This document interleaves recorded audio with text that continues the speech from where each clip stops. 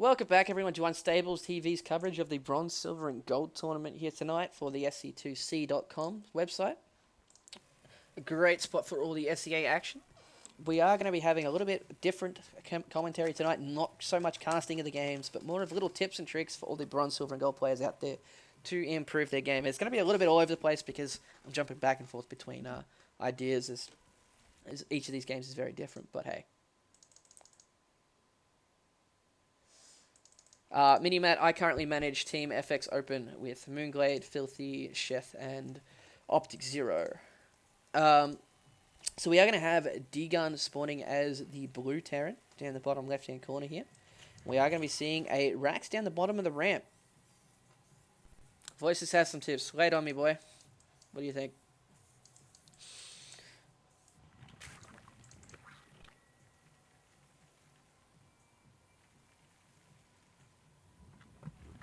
Ah, okay. Okay. Big man voices. Big man voices. Where the hell are you? Voices. You're not even on Skype. God. So, like I was saying, we do have a barracks down the bottom of the ramp here. This can be very dangerous versus 6 balls and things like that, but also it can be extremely aggressive. Like we saw in the last game, how I was saying you want to keep that drone alive as long as possible to see what's going on. I think this gas steel timing is a little bit too easy. Too early, not that easy. Duh. Now, he could have easily had that alive enough to spot this barracks. Perfect. Yes, I love it when this happens. Like this drone could have been running around and seen this barracks. You can see, could have seen the second barracks down early. Like the barracks down at the bottom here does indicate... Oh, and a third Rax. So we're going to need a Baneling Nest. If any Zerg is listening to me right now and doesn't know what to do in this situation... right here, you see this?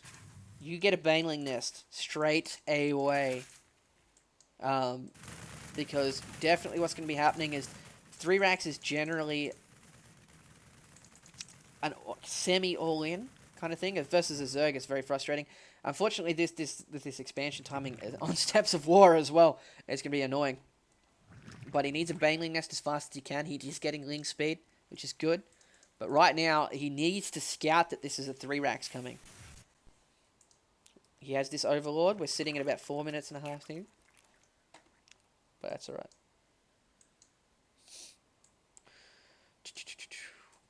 Is that kid on Skype yet? There he is. What? No. That's not him. Anyway, waiting for Voices to get on Skype so I can invite him to the call. Like I was saying, in the very first game of tonight, he has 4 Lings. They are absolutely pointless sitting at the bottom of this ramp.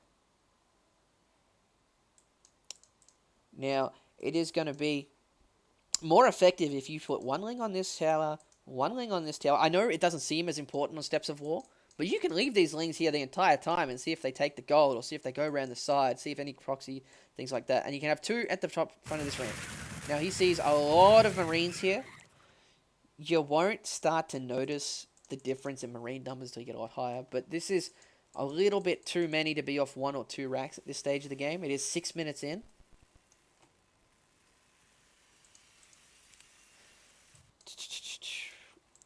Nice drone transfer. Could be a slightly earlier, but that's something you work on like as time goes on. We are getting a spine crawler, so we does see that there's 3 Raxes there now. If we have a look at his point of view, we see 3 barracks. We're going to see a Baneling Nest go down, hopefully, with this drone. Excellent. And now he really needs a few more spine crawlers. Now, fortunately for the Zerg, this Terran isn't actually pushing out yet, because now is the perfect opportunity. He's waiting for Stim, by the looks of it. So, we are going to be seeing rally points everywhere. We've got Reactor going down on these. But the reason I personally don't like 3 Raxes is because they do overcommit yourself. He's only on 20 SCVs to 16 drones. And that's because Bronzebird is actually preparing for this 3X quite well. He will be a little bit behind in the eco if the Terran decides to go 3x and then goes, no, I'm going to expand instead. But, oh, I think this is a mistake. Don't get your lings out there. You want to fight where you have the advantage. You do have spine crawlers here. These are a little bit too forward. You want to have them with the other one to get as much damage in as you can. We do have one transfuse on this queen, which is good. They'll be coming in here. You want to try and waste as much time as you can. And little things like this, you want to keep that. Well, normally that ling would die. But luckily for the Zerg, the Terran is actually a bit scared of that. The Baneling nest is done. It's pretty much, when you're in this position, you are like checking this Baneling nest every second and want to just build them as soon as you can. Like as many Banelings as you can. You hold down that E button to get them up. Because versus this place here, we can see that the Zerg has an expansion. Yes, he might be behind on drones, only slightly. But as soon as he gets Banelings out, that is an instant leg up on this Terran. Because there is no expansion. He's actually supply capped himself. Something you don't want to do. Then again, coming from... Actually, I'm going to swap to the other point of the view now. From the Terran's point of view. He did go for 3 racks, which is very powerful on this map. Unfortunately, if he had actually committed to this attack, he probably could have won the game back when he was up here. He did have the Marine count, he had the Marauder count. These Spine Crawlers would have died extremely fast to his stim. There were no Banelings on the field. And then what he did is he went and supply capped himself. Unfortunately, that will just absolutely destroy any kind of timing that you're going to have to get those Marines out. I'm just checking to see if Mr. Voice is online, but he's not. So when it comes down to pushes like that, it's all about timings. You want to try and get in there before the Banelings morph. Because it's really, once those Banelings morph, you have no choice but to sit back. I like the fact that he has actually decided to go for that expansion instead. That's a good choice. And continuing to get a lot more SCVs. He needs to pump as many as he can. He wants to transition now into some more, probably get some Hellions or tanks, which is what he's doing here. He's getting some Hellions out, getting a Starport as well for some Medivacs. We do have a 3rd Queen out here from Bronzebird, which is good. Using 1 Queen to purely spread creep. Nicely done. This is what I was talking about in the game earlier.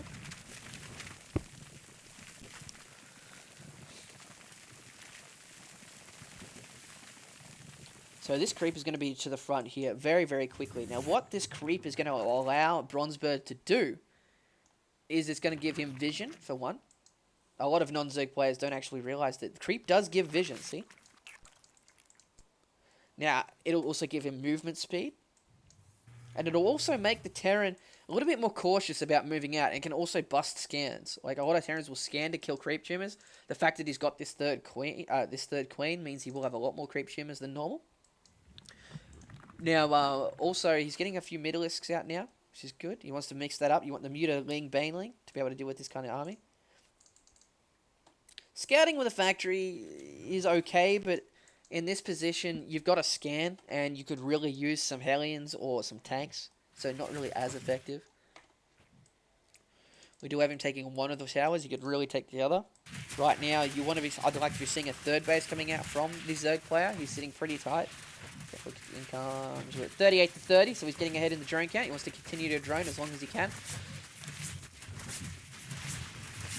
Now, unfortunately, because of Steps of War, he's not going to be able to drone as heavily as he'd like to. We do have some turrets going down here, just preempting those Mutilisks and seeing them with the factory here.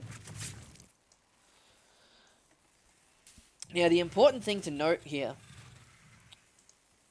is that as I know a lot of these points of view are a little bit higher than where they're playing at the moment. Like right now, you're never going to see a Zerg player hang around with his Mutilisks and just poke at little bits and pieces. But if you learn to defend it now, you're not going to have to relearn how to place your turrets. Now, a lot of Zergs will they'll just poke around and stay in the Terran space, looking for vulnerabilities like this supply depot, look up here, like this barracks at the front, like this engineering bay. It's out of range of these turrets. So what you can do is once you get your Sim City going really well, you can just place turrets, 1, 2, 3, 4, things like that, to defend your entire base. So that way you don't have to worry about running Marines around and overstimming them and wasting stims, things like that. Now that is a lot of Mutilisks. Once you see this amount of Mutilisks is when you want to start getting the Thor to help deal with those. getting a lot of barracks. Unfortunately, the downside to this unit mix is once we have Baneling speed, which we should be getting soon, Mr. Zerg. Baneling speed. Very, very, very important upgrade to have. Especially since he's half covered the map with creep, which is really good. You want that Baneling speed. But what the Terran will have trouble with is he won't be able to really survive the Banelings. What you want those tanks to do is, ooh, like I was saying here, the Mule is finding a point.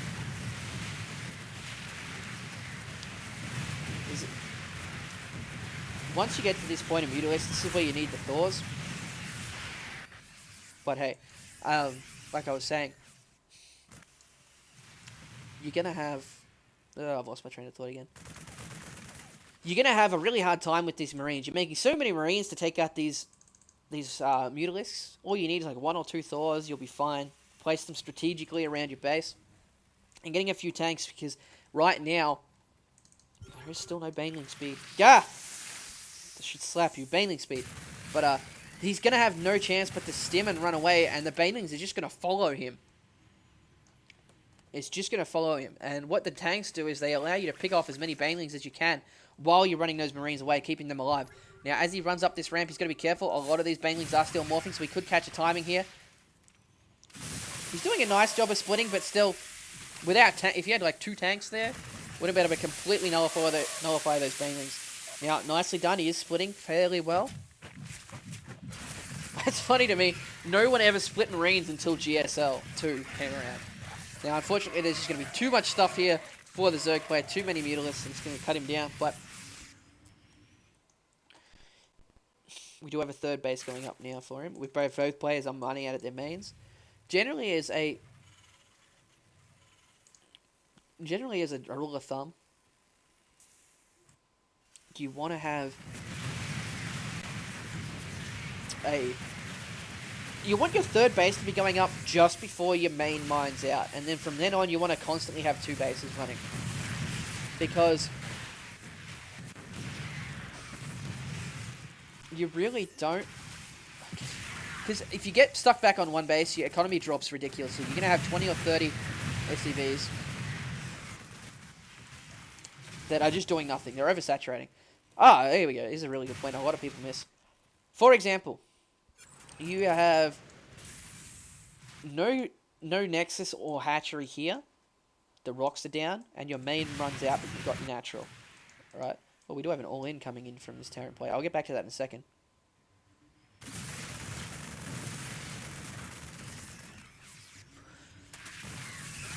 This is a good choice by him. He's keeping these Mutalisks out of position. He will be able to take out a lot of these Zerglings. We do have a macro hatch in here. Just wants to get rid of those minerals. But what's really frustrating for the Zerg player, he didn't have enough Banelings. And even though he has a heap of Mutalisks, they might actually fall to this many Marines. There's a lot of Marines there. Stim Marines melt through Mutalisks. And that might have actually cost him the game.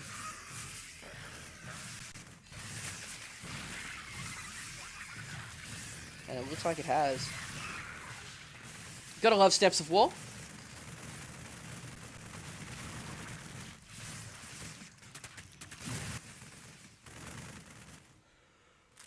Now, in this position, for the Zerg player...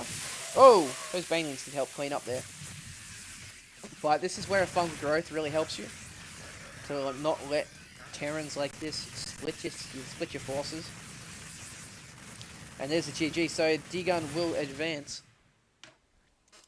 But, oh, there's so many topics I'm slightly covering that I want to go more in-depth into. I'm sorry, guys, if I'm darting around a bit. Who's talking? Who's talking to me?